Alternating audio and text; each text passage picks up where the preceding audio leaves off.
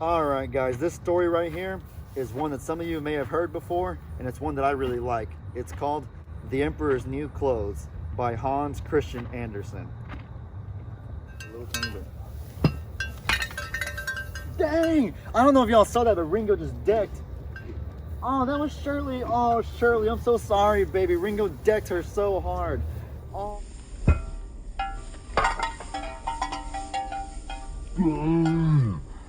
Hard. Oh, that's so sad. Oh, I feel horrible. Ringo, I'm so. Oh, Shirley, I'm so sorry. I can't even talk. That was so sad, guys. Let me just go ahead and tell the story. Okay. In a country far away, there was once an emperor who loved nothing better than new clothes.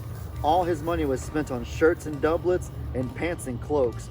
He never drove in the woods or went to the theater or reviewed the troops in the army unless it was to show off some new costume. The emperor had clothes for every hour of the day and evening, and whenever his ministers wanted to find him, they had only to look in his dressing room. The streets were thronged with strangers, and one day, 2 swindlers were among them. They made themselves out to be weavers and said they could weave cloth more beautiful than any on earth. Not only were the colors and patterns superb, but the garments that were made from the cloth had the amazing quality of becoming invisible to all who were dull and incompetent, or so the swindlers claimed. Those must be wonderful clothes, thought the emperor. By wearing them, I shall be able to tell wise men from fools and learn who among my people deserves my trust. And he gave the 2 swindlers large sums of money so they could begin work.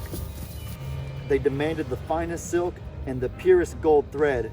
Then they packed it away in their bags and worked upon the empty looms far into the night. After a time, the emperor was eager to discover how the weavers were getting on with the cloth, but remembering that anyone who was a fool would not be able to see it, he became reluctant to go into the room himself. Of course, I have no fears about my own competence, he thought, but still, it may be best to send some other man. My oldest minister is the one for the task. He is clever and will be able to judge the quality of the cloth at once. The swindler stood up then and asked him how he liked the unusual design and the beautiful colors.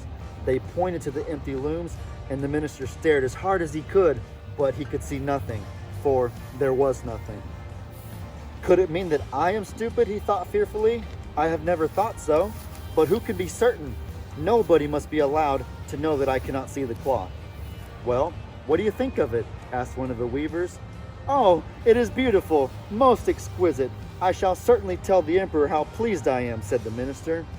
Soon, everyone in the town was talking about the splendid cloth. At last, the emperor could wait no longer and decided to see it for himself.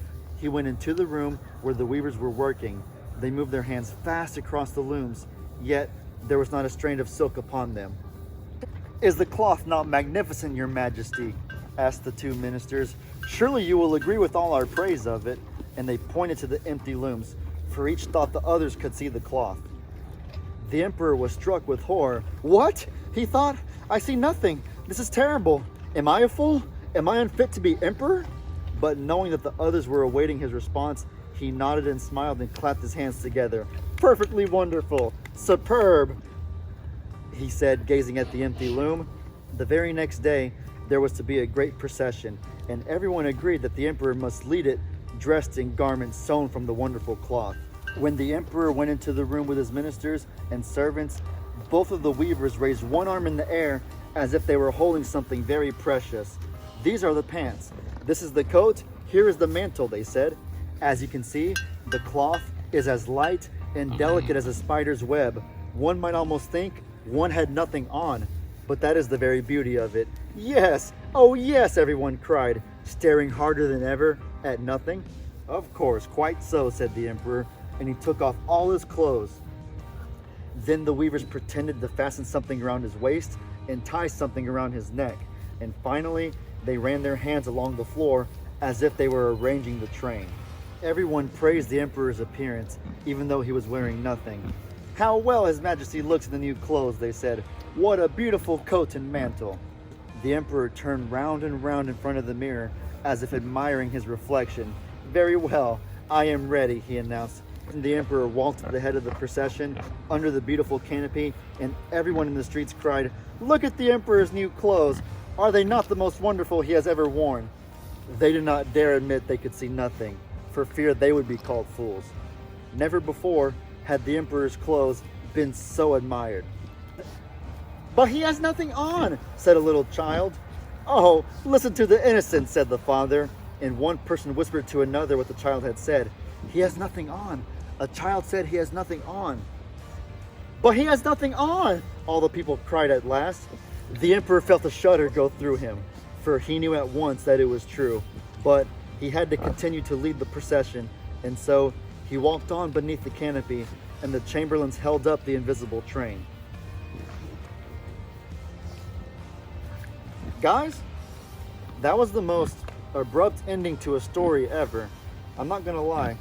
I thought that there would be some sort of climax or resolution or some sort of moral of the story or something, but they gave us none of that. They literally didn't give us any sort of like deeper ending to the story. It ended really abruptly like that.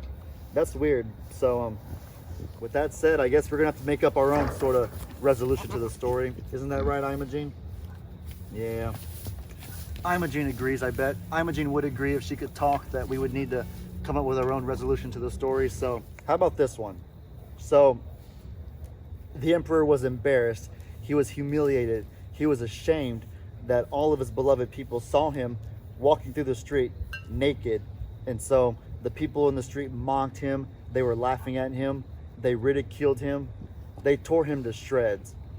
All this time, the emperor was so afraid to admit that he could not see the clothes being woven for fear of being called a fool. But he soon realized by lying, by continuing the charade, that he made himself out to be a bigger fool than he otherwise could have ever dreamed of. The end. That one was pretty good. I like that. But I mean, yeah, guys, that's been story time with the littles. I hope y'all enjoyed it. Most of them kind of like wandered off and scattered off, but oh well. The few that are here, I hope y'all enjoyed the entire story. And I hope you guys did too. But with that said, hope you guys enjoyed. Be sure to let me know in the comments what kind of stuff you want to see. Hope you have a great day. And as I always say, your boy Ellie out.